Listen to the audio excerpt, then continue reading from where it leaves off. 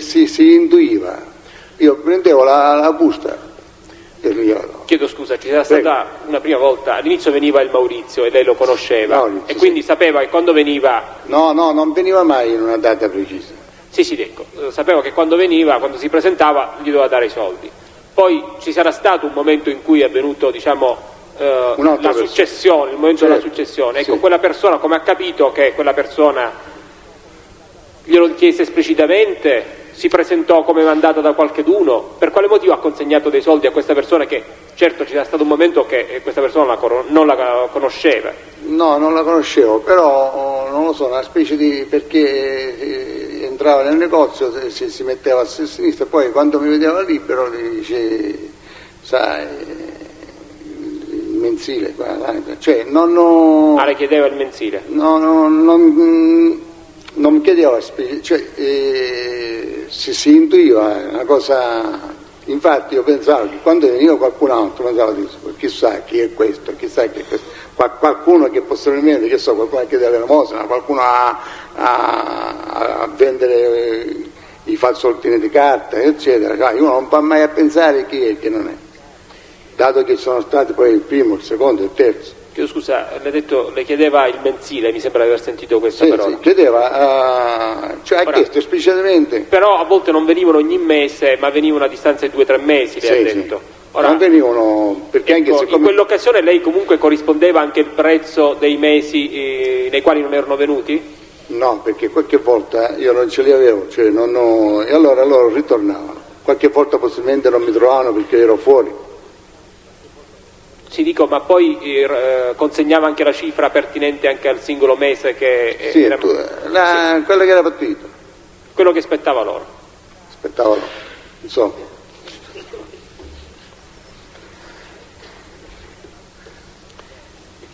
Lei ha avuto modo mai di parlare con suo fratello di questa vicenda che le era capitata? In questi ultimi tempi sì. All'inizio ne parlò? No, non parlavo mai, ripeto, di queste cose, per cioè lui possibilmente sapeva che io pagavo, che io so che lui pagava, sapevo, cioè, però non approfondivamo mai di queste discussioni, su queste discussioni non entravamo mai in mente, sapevamo. Ho finito per il momento, Presidente. Scusi, Avola veniva qualche volta in compagnia di altre persone? Una volta è venuta con sua moglie, che ha comprato anche degli oggetti. No, dico in compagnia di altre persone? No, mai. Beh, in effetti nelle dichiarazioni che ha reso ha parlato di una volta che è venuto con altre persone che sono rimaste fuori. Ora glieli leggo se vuole. Ah sì, veniva forse con sì, ma anche altre persone, cioè dopo veniva però chi entrava era uno solo. Entrava uno solo e c'era qualche altro che qualcuno forse magari aspetti in macchina, non lo so, ripeto, io non mi affacciavo neanche. Siccome lei lo ha dichiarato espressamente, se vuole glielo cito testualmente, lei ha dichiarato che... Non lo può dire.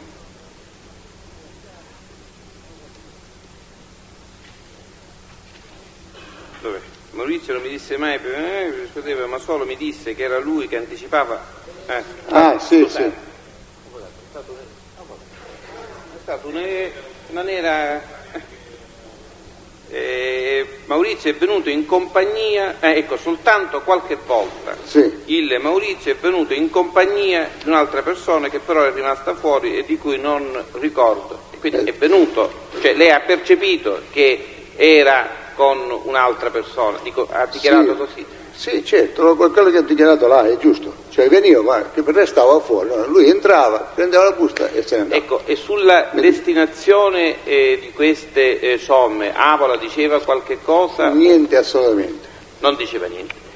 Io poc'anzi inavvertitamente gliel'ho letto, lei ha dichiarato, mi disse che era lui che anticipava mensilmente, è una contestazione siccome non veniva spesso, o non so per quale motivo, cioè non veniva ogni mese, difatti io ho detto mensile, e allora lui mi diceva che quando veniva ogni 3-4 mesi, cioè lui anticipava.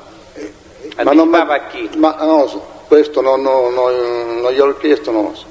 Va bene, grazie. Domande? Può andare, signor Rapisarda, grazie. Grazie. Vorrei introdotto il signor Sebastiano Rapisarda.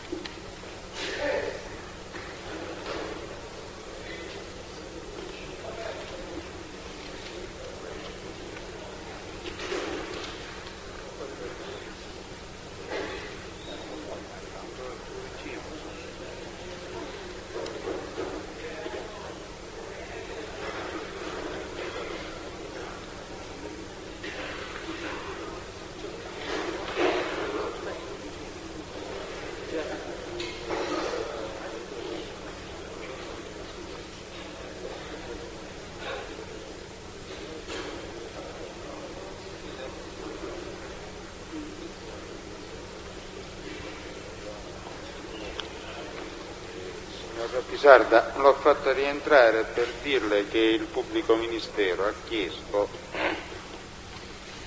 una ricognizione, un esperimento ricognitivo di persone.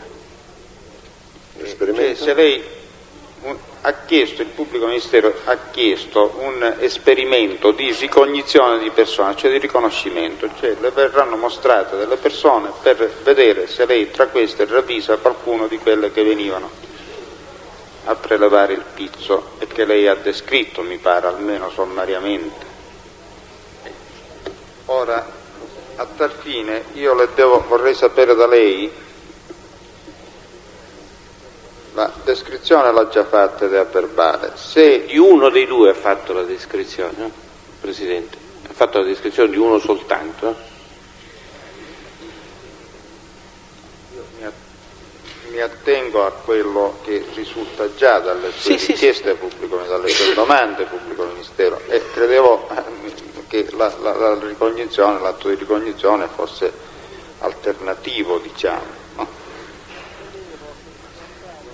Non ho capito. Credevo che si trattasse fra due persone di riconoscerne una, ecco, così avevo capito, cioè quella che ha meglio descritto, perché da che cosa dovrei capire e invitarlo a descrivere tutte le persone che ricorda. Io posso fare questa domanda, non so se non sono stato chiaro, ma chiedere al teste, lei ricorda in particolare due delle persone, questo devo chiedere. Cioè, possiamo chiedere se ricorda qualche altro particolare. Perfetto. Allora, prima di tutto le devo chiedere, lei ha descritto già una persona di queste che delle altre che venivano a chiederle e quindi a esigere il pizzo, ne ricorda qualcuna in particolare? Tolta la prima, no, di quella, non sa descrivere altre persone. 7, 8, 10, no? 10, quelle che erano. Quello sì, perché era particolare. Perché era particolare. Gli altri invece non ne ricorda nessuno. E questo è uno. Lei almeno così, poi può essere che comunque non c'era un particolare, quello me lo ricordo benissimo perché era particolare. E questo sono qua, articolo 213. A seguito, lei mi pare che ci ha riferito che a seguito delle prime telefonate, danneggiamenti eccetera, fece delle denunce.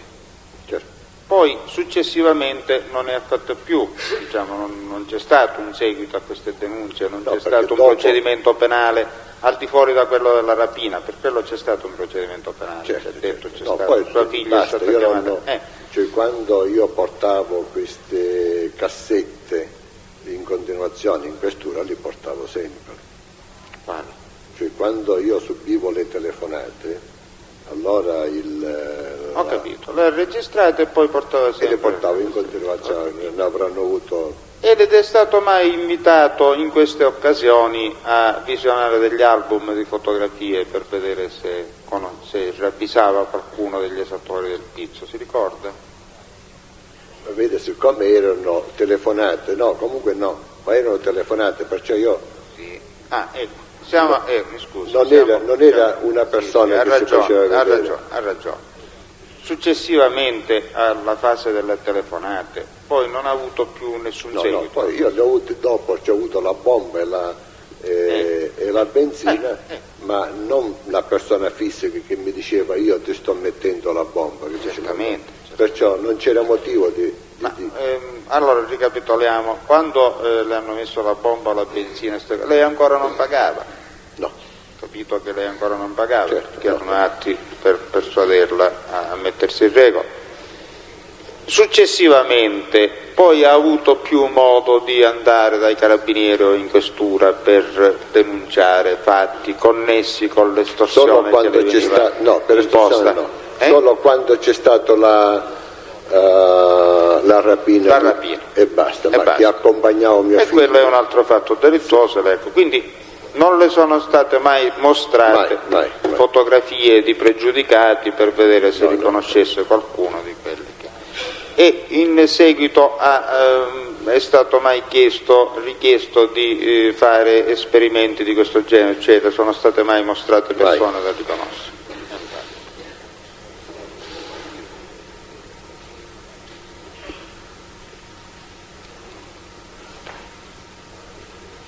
Si può appartare, signora Presidente, non c'è altro, adesso la chiamiamo. Allora, come si fa? Abbiamo il vediamo. Ci sono ancora altri testimoni stamattina? No, quindi facciamo questo atto e poi sospendiamo l'udienza. Aggiorniamo anzi l'udienza. Con l'occasione vi porto a conoscenza del fatto che la settimana prossima ho soltanto 2 giorni da indicare come data delle udienze, sono quelle di martedì mattina per questo processo. Il martedì pomeriggio è già fissato Orsa Maggiore 3. Stiamo parlando di martedì giorno 28. Sì. E solo mattina sì, perché il pomeriggio è già fissato Orsa Maggiore 2 o 3 che sia. E l'udienza successiva sempre per questo processo è quella di mercoledì 29. Mercoledì 29 pomeriggio. Ora io vi prego, la media delle udienze che dovremmo tenere a settimana è quella di 4 udienze per settimana, quindi io mi riservo di comunicare martedì prossimo la data di eventuali altre 2 udienze da tenere la settimana prossima e che in questo momento non posso comunicare perché non ho comunicazione dalla Corte d'Appello in ordine all'utilizzazione dell'Aula. Presidente, per stabilire il programma volevo far presente appunto alla Corte che dire più volte sono stati citati alcuni testi che a tutt'oggi non sono comparsi. E quindi io chiederei che la Corte disponesse eventualmente l'accompagnamento di questi testi. E poi vi sono altri testi che ora indicheremo, di cui in relazione ai risultati delle precedenti deposizioni chiediamo la ammissione. I testi che sino ad oggi, malgrado più volte citati, non sono comparsi sono Venuto Carmelo, Laneri Agatino,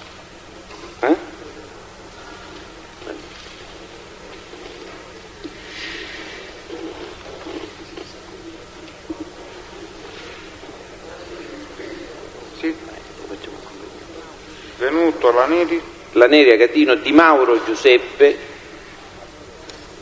Grimaldi Salvatore e Russo Gioacchino. Russo è giustificato, comunque dico, sarà ricitato magari a cura del pubblico ministero per l'udienza di martedì mattina. Sì. Quindi ordiniamo l'accompagnamento per l'udienza di martedì mattina di Venuto, Laneri, Di Mauro e Grimaldi. Russo Gioacchino sarà citato da parte del pubblico ministero. Sì. Per Fronterre abbiamo un certificato medico al quale risulta che è stato colpito da ictus, quindi per il momento rinunciamo. Poi Presidente, sulla base appunto di quanto è emerso, noi chiediamo che la Corte ammetta come testi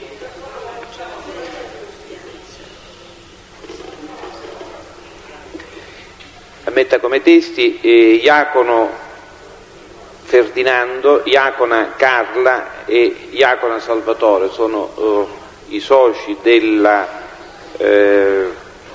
concessionaria che ha subito le richieste estorsive che sono emerse, e anche D'Amico Giuseppe, che addirittura sarebbe l'amministratore della Gidauto. Poi chiederemmo l'esame anche del teste Barica Claudio, che è l'amministratore delegato dell'Automotori, che per un certo periodo di tempo dopo la morte del Giardina ha svolto il ruolo di collettore di questo denaro. Chiederemmo l'audizione dei testi Croce Antonino e Zampino Giuseppe con riferimento all'episodio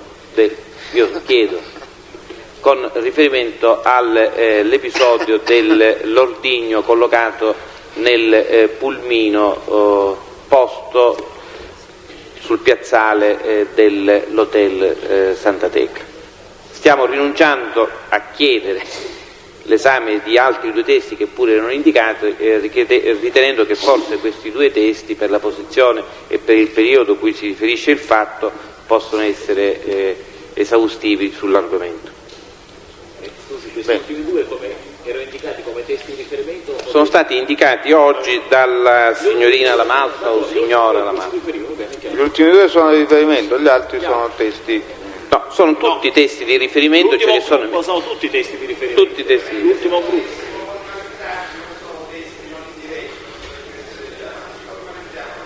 Bene. Grazie. Allora si ammettono i testi richiesti dal pubblico ministero. Se per scusi, signor pubblico ministero. Scusi, avvocato. Sì.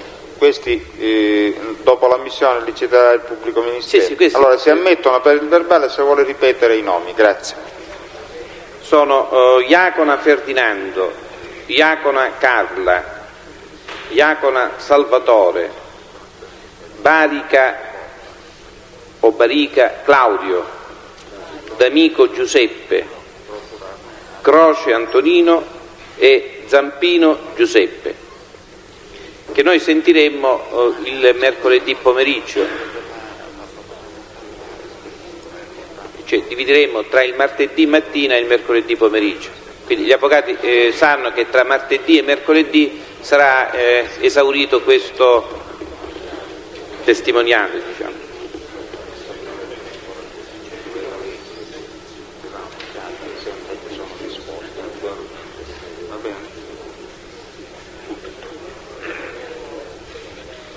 Pubblico ministero, chi vuole che sia portato innanzi alla Corte dei due da riconoscere prima? Chi vuole che sia portato prima? Presidente, scusi, chiedo proprio perché sia chiaro a tutti, prima di fare l'atto, dico, come avverrà questa ricognizione? Mi dirà come è tre persone, cioè la persona da riconoscere più due che gli somiglino come statura e come corporatura. Capigliatura. L'abbigliamento Presidente, non lo possiamo, se no non si usa più il pigiama altrimenti sarebbe l'abbigliamento. Come elemento, poco fa il test ha parlato di un codino. Come elemento il test ha parlato di codino. Sì. Ritengo che sia necessario, se il questa è una particolarità, avvocato, che non possiamo assicurare. Possiamo soltanto, Presidente, mi scusi. Possiamo soltanto mostrare al teste, mostrarlo soltanto di faccia e non di coda. Ripeto, non so se porta il codino. Solo questo possiamo fare. Vabbè, iniziamo con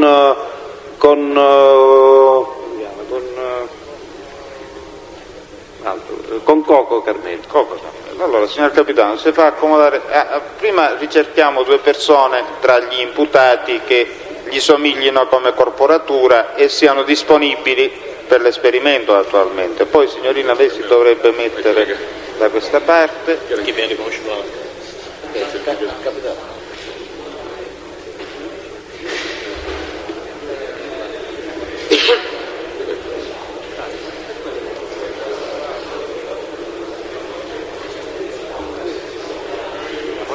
Lo vuole fare lei questo esperimento?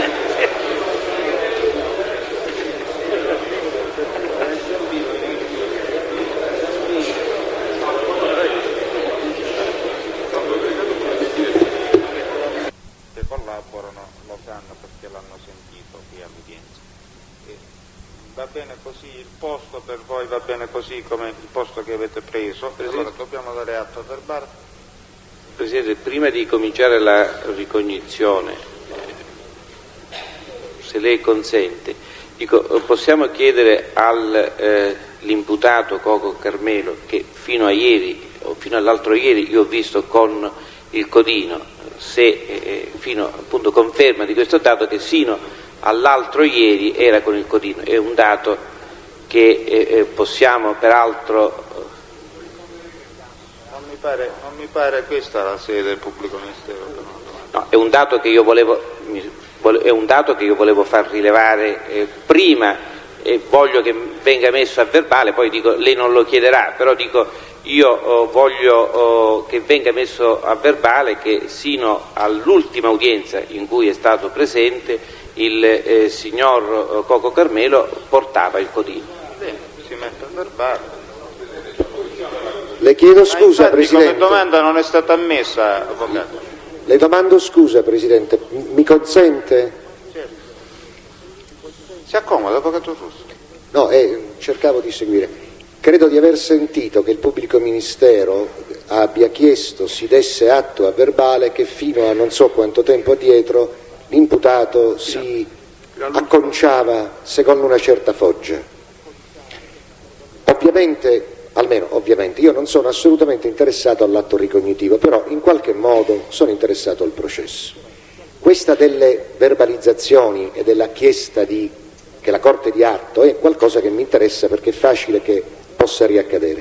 Il pubblico ministero afferma per sua conoscenza che è così o ha chiesto che la Corte dia atto per propria conoscenza? Per quanto ne ho sentito io, che è a sua conoscenza. Ah, quindi è una dichiarazione, non è una richiesta di presa d'atto, ho capito, grazie. La dichiarazione eventualmente ci riserviamo di fare accertamenti e di chiedere alla Corte che disponga accertamenti attraverso il personale del carcere sul dato che il pubblico ministero... Certo, questo è un altro discorso, no, chiedevo per la presa d'atto della Corte, è importante per il...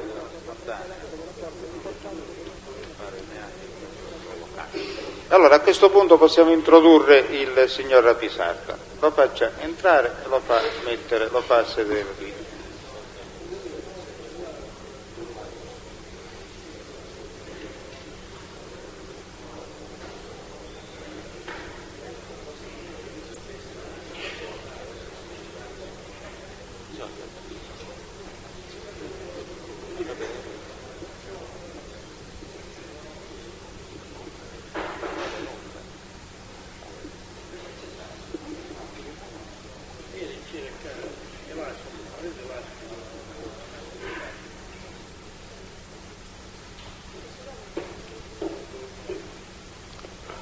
Allora, signora Pisarda, lei si metta comodo, osservi questi tre signori e dopo che li avrà osservati ci dice se è in grado di riconoscere quello decente. Taluno di loro. Bene. Quello decente. Si può accomodare. Grazie. Si dà atto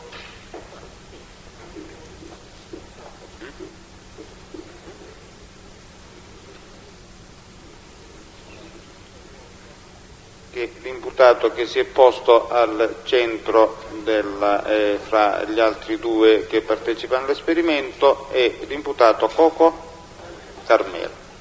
Dobbiamo anche dare atto dei nominativi degli altri imputati che hanno collaborato e dare atto che scusi un momento, avvocato, che l'imputato che si è posto alla destra di Coco Carmelo si chiama Tropea Francesco e l'altro che si è posto alla sua sinistra si chiama Arena Mario. Signor Presidente, se si può dare atto che il Coco Carmelo presenta dei lunghi capelli, a differenza degli altri due che invece hanno un taglio di capelli, diciamo, più normale. Ne diamo atto senz'altro. Perché è abbastanza visibile questa circostanza. È anche visibile. Sì. Allora, dobbiamo dire soltanto che non riguarda tanto la lunghezza quanto la foggia dei capelli, cioè che gli imputati Tropea e Arena, pur portando capelli lunghi, li portano raccolti sul collo, mentre l'imputato Coco ha capelli più lunghi degli altri due e sono sciolti sulle spalle. E un'altra, se si dà atto che il Coco è alquanto stempiato, mentre gli altri due hanno, diciamo, dei capelli normali come attaccatura. Diamo atto senz'altro della richiesta, Presidente, di quanto richiesto dal difensore di Coco. Sì. Vorrei che venisse dato atto, se non fosse stato già dato atto, che il Coco Carmelo si presenta addirittura stempiato e che testualmente, dico, non porta il codino, perché questo è un dato che io credo che sia atto che porta i capelli sciolti sulle spalle. Sciolti sulle spalle. Sì. Allora facciamo accomodare gli imputati. Coco, se vuole rientrare al carcere può rientrare al carcere, se si vuole accomodare in cella qua può farlo. Prego. Grazie che segue. Buongiorno.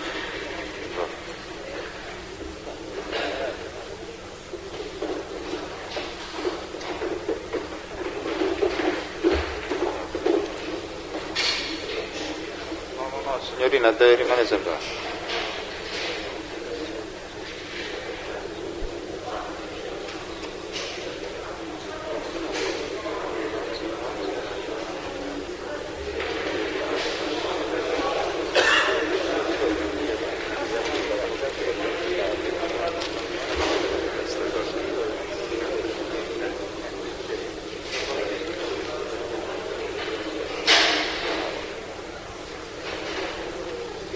Allora, facciamo venire l'altra persona da riconoscere, chi è? Pubblico ministero, l'altra persona come si chiama? Pavone Emanuele. Allora, dovrebbe essere portato qui il signor Pavone Emanuele e altri due imputati che consentano a collaborare all'esperimento.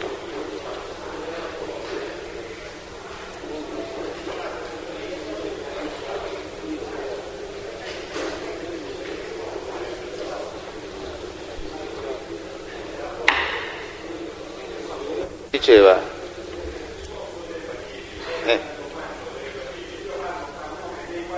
sì signore. Quali il problema è un altro per noi in cella non abbiamo fornellino e allora cosa succede? Mezzogiorno saltiamo il pasto caldo, la sera risaltiamo il pasto caldo, lei si renderà ben conto che per un anno andando avanti così andate avanti a panini, ci rendiamo conto e vedremo di provvedere. Se lei potrebbe informare la direzione del carcere, tantomeno del giorno previsto. Come? Dei giorni in cui si prevede che l'udienza andrà per le lunghe e rimanete con la cucina chiusa. E come faccio a prevederlo? Io posso prevedere solo quando si va mattina e pomeriggio. Sì, lo so. E questo è per martedì prossimo. Però, signor Presidente, quando noi siamo qua, mangiamo un panino a mezzogiorno e un panino alla sera, ritirandoci, non siamo come gli altri detenuti comuni che al limite trovano la pasta, magari che è fredda, prendono il fornellino e se la riscaldano e mangiano. Noi non lo possiamo fare perché siamo sprovvisti di fornellini, ha capito? Questo intendevo dire. Quindi se lei ci potrebbe autorizzare, tantomeno, di farci avere il fornellino in cella per riscaldarci i pasti e noi glielo ridiamo, questo era il punto. Ma qui più che del fornellino, del panino, del fornellino, si tratta che bisognerebbe organizzarsi diversamente. Comunque vedrò di fare qualche cosa. Va bene, signor Presidente, grazie. Allora diamo atto che è presente, che viene portato innanzi alla Corte, viene portato il signor Emanuele Pavone, che si pone alla destra di altri tre imputati che collaborano all'esperimento e che nell'ordine sono il signor Fazio Salvatore, Battaglia Santo e Aiello Giuseppe.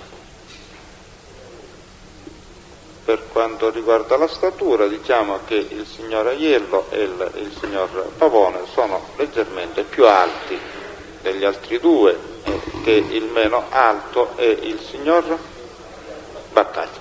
Bene, dopodiché mi pare che possiamo procedere. Introduciamo il signor Rapisarda.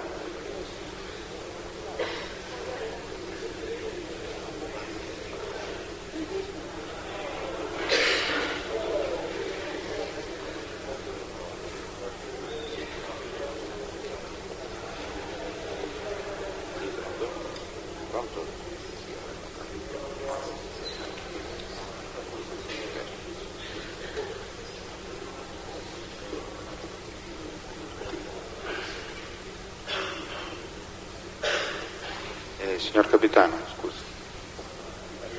Sì, no, le volevo dire.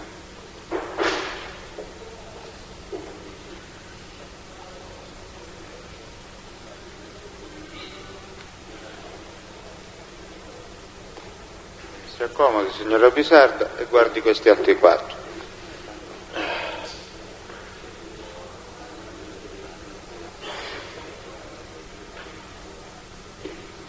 Non mi ricordo nessuno di questi.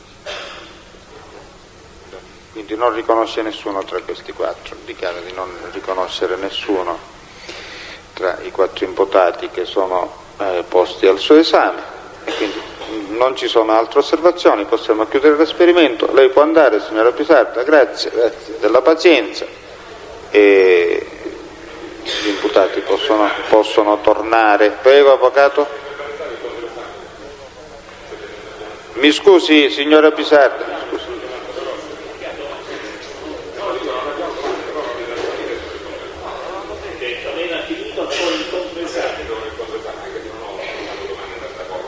Se ci sono... Il controesame atteneva alla fase precedente e non se ne è fatto cenno, ha ragione. Abbiamo domande da porre al signor Pisarda, avete domande da porre? Possiamo licenziare il test? Può andare, grazie. Potete accompagnare e...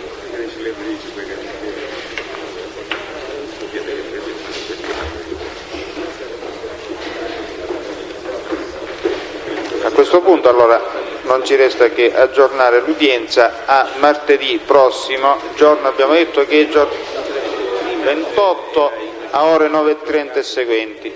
Signori, buongiorno.